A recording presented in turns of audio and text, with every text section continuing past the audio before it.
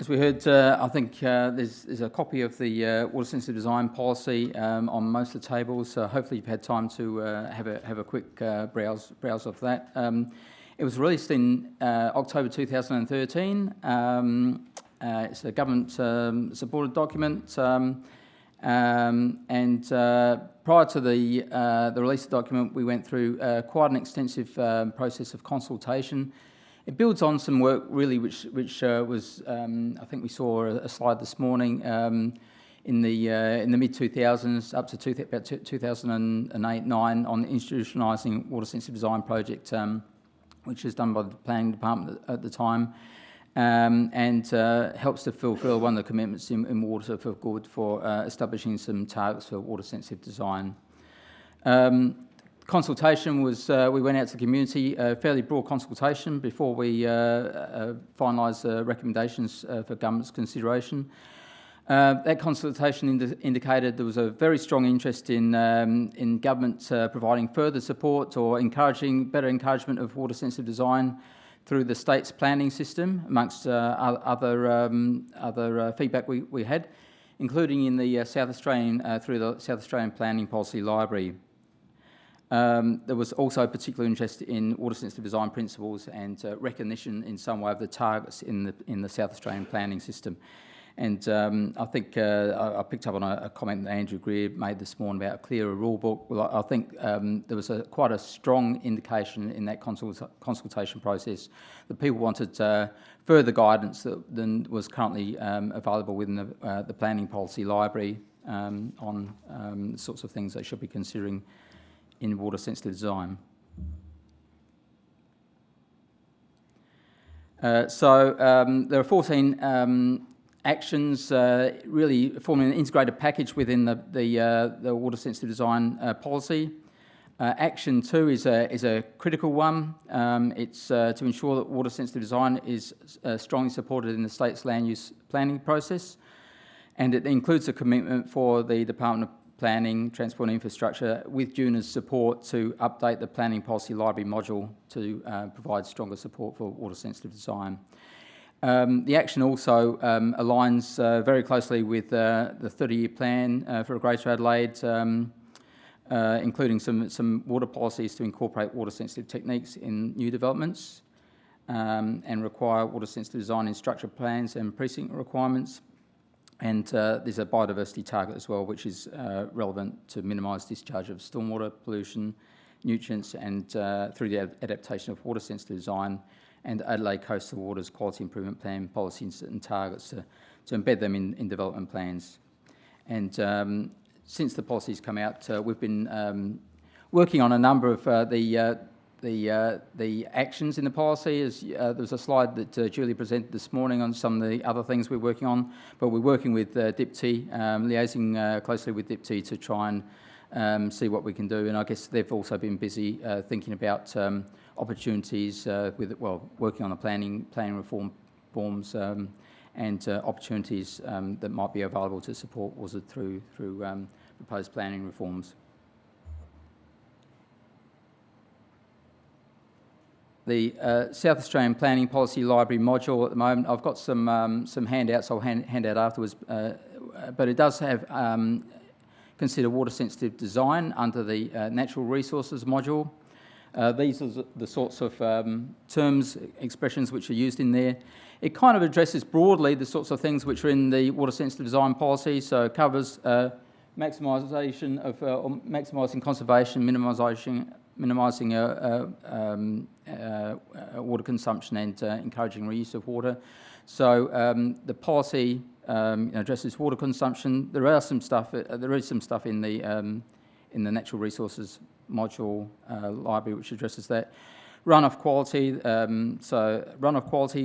flooding, managing the flow rates are also addressed in the planning policy library in very broad terms. They're also the sorts of things that are picked up in the water sensitive design policies principles, water sensitive design principles, although it goes further in outlining some targets to provide a bit clearer definition of what sorts of things the state will regard as a water sensitive development. Also in the planning policy library currently, there are some other areas. These are again in the some excerpts from the general sections, but coastal areas, there's some statements around water quality and other statements in some other areas in relation to stormwater reuse, encouragement of green roofs, green walls, and that sort of thing.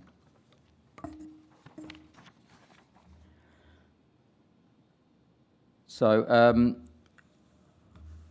I guess our area of Juna have been working with DIPTI for a while on trying to move forward on Action 2 and how it's best progressed. And I guess DIPTI has in mind what might happen through the planning and reform process too.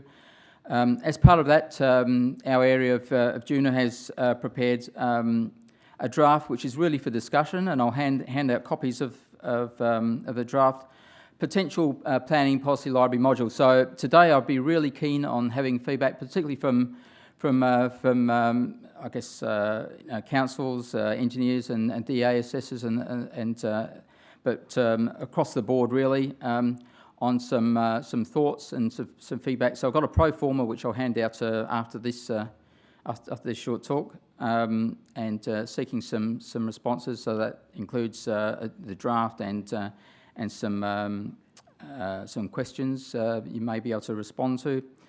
The intention is to strengthen how water-sensitive design is considered in the planning policy library, but with an eye also to the future, the state planning code, and how we might be able to address water-sensitive design through the proposed state planning code under the if the reforms are approved by Parliament. We're also looking to encourage consideration and how the state water-sensitive design principles and the targets are used. So there are no targets in the planning policy library currently. It's principles-based, but we would, I guess, be interested in views on the targets being able to assist in the consideration of how water-sensitive design is considered in new developments. The scope is also of interest to us. A few councils over some time have been interested in looking at targets, for example, water quality targets as part of DPAs, but some of those have, looking to link to certain size residential developments, other ones to larger developments. So we're interested in the scope, whether you think it's appropriate for the scope to be quite broad. In Victoria, there's really a kind of a two-tiered approach. They've got high-level principles which apply statewide to all forms of development, and they've got the Clause 56 provisions which apply to residential subdivisions. So we're interested in feedback on that as well, and also allowance of local interpretation and local targets, recognising that we're trying to achieve a reasonable uniformity, which is probably a good thing, but the policy does allow for recognition of local targets where they're justified for local targets to be applied. And also what sort of guidance. So rather than just having a